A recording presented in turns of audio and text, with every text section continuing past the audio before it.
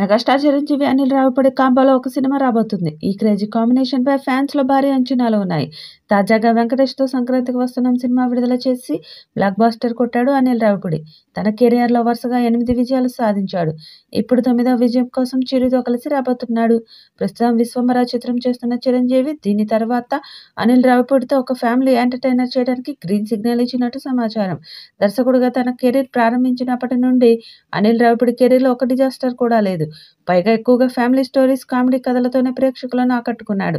దగ్గరయ్యాడు. పలువురు ప్రేక్షకులు అనిల్ రావిపూడి సినిమాలను ట్రోల్ చేసినా చాలామంది మాత్రం తన సినిమాలను ఇష్టపడి చూస్తారు.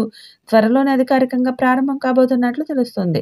ఈ సినిమాకు సంక్రాంతి అల్లుడు అనే టైటిల్ పెడతారని తెలుస్తుంది. ఇది కూడా పల్లెటూరి నేపథ్యంలో సాగే సంక్రాంతి సినిమా అని తెలుస్తుంది.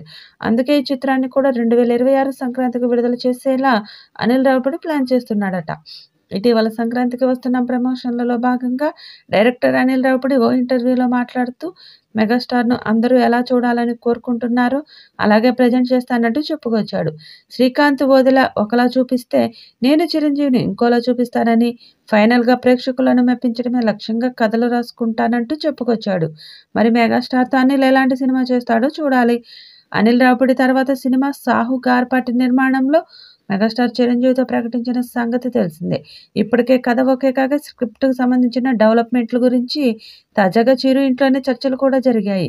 ఈ నేపథ్యంలో చిరుని ఎలా చూపిస్తాడనే మెగా అభిమానులు ఎన్నో రకాలుగా ఊహాగానాలు చేస్తున్నారు.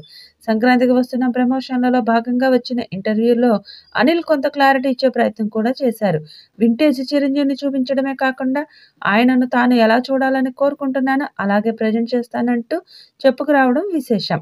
మహేష్ బాబు, బాలకృష్ణ, వెంకటేష్ లాంటి సీనియర్ స్టార్లతో పనిచేసిన రావిపూడి ఇప్పుడు మెగాస్టార్తో సినిమా చేస్తుండడంతో సర్వత్రా చర్చనీయాంశమవుతుంది. ఇక ఆఖరిగా స్క్రిప్ట్ లాక్ అయ్యాక చిరు క్యారెక్టరైజేషన్ గురించి బయటకు చెప్తానని, అంతవరకు సస్పెన్స్ ఉండబోతుందని అంటున్నారు. కాబట్టి ఇంకొన్ని వారాలు దానికోసం వేచి చూడక తప్పదు. మరి ఈ సినిమా చిరుకు ఎలాంటి విజయం సాధిస్తుందో చూడాలి. ఈ వీడియోపై మీ అభిప్రాయాన్ని కామెంట్ బాక్స్‌లో తెలియచేయండి. ఈ వీడియో మీకు నచ్చితే లైక్ చేయండి, షేర్ చేయండి, కామెంట్ చేయండి. మరిన్ని అప్డేట్స్ కోసం మన ఛానల్‌ని సబ్స్క్రైబ్ చేసుకోండి. అలాగే పక్కనే ఉన్న గంట సింబల్‌ని గట్టిగా కొట్టండి.